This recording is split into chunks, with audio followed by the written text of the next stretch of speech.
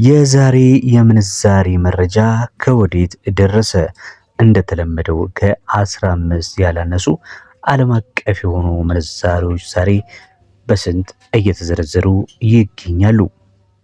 እንግዲህ ዓለም አቀፍ የሆኑ ምንዛሬዎችን እጅግ በጣም ከሚወስኑ ነገሮች መካከል የፖለቲካ እንዲሁም ደግሞ የዓለም ኢኮኖሚ ተጠቃሽና ቀንደኛ ወሳኝ የሆኑ ነገሮች ናቸው። ዛሬ ላይ ዓለማችን የምትገኝበት ሁኔታ የሁሉንም ሀገር ሞኔታሪ ሲስተም አፌክት እንደሚያደርግ መቼም ሳይታለም የተፈታ ነው።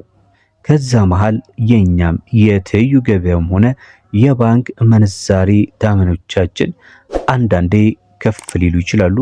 ምናልባት ዝቅ የማለት አዝማሚያቸው ደግሞ አነስተኛ ነው። አሁን ባለው ተጨባጭ ሁኔታ ዛሬ መጋቢት 13 ዕለተ እሁድ 2018 ዓ.ም እነዚህ ዓለም አቀፍ የሆኑ ምንዛሬዎች በኢትዮጵያ ብር በስንት የተዘረዘሩ እንደሚገኙ የምንነግራችሁ ይሆናል። በባንክም ያሉበትን ዋና ዋና የምንዛሬ ተመኖች ዋጋ እንነግራችኋለን። እስከ መጨረሻው ድረስ አብራችሁን ተከታተሉን። የምንጀምረው ከአሜሪካ ዶላር ነው። ከዛ በፊት ግን ቪዲዮውን ላይክ ካላደረጋችሁ ላይክ እንድታደርጉ፣ ሰብስክራይብ ካላደረጋችሁ ሰብስክራይብ አድርጋችሁ ተከታተሉን ዘንድ በማክበር እንጠይቃለን። አሁን ቀጥታ ወደ መረጃው እንሄዳለን። የአሜሪካ ዶላር ዛሬ መጋቢት 13 ላይ በ190 ከ78 ነው በመሸጥ ላይ የሚገኘው። 100 የአሜሪካ ዶላር ደግሞ 19078 ብር በመዘርዘር ላይ ይገኛል።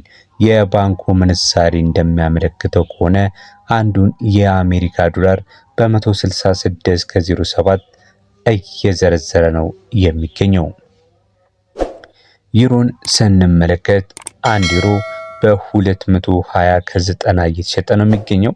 100 ዩሮ ደግሞ 22090 ብር በትይዩ ገበያው እየተሸጠ ይገኛል። የባንኩን ምንዛሪ ተመን ስንመለከት 1 ዩሮ በ189 ብር እየዘረዘረ እንደሚገኝ ዕለታዊ የምንዛሪ ተመን ያወጣው የኢትዮጵያ ንግድ ባንክ መረጃ ያመለክታል። በመቀጠል የምንመለከተው የፓውንድ ስተርሊንግን ሲሆን አንዱን ፓውንድ ስተርሊንግ በትይዩ ገበያ በ254 ብር ከ61 ሲሸጥ 100 የፓውንድ ስተርሊንግ ደግሞ 25461 ብር በመሸጥ ላይ ይገኛል። የባንኩን ስንመለከት የፓውንድ ስተርሊንግ በ211 ብር ከ99 ይሸጣል። 100 ፓውንድ ስተርሊንግ ደግሞ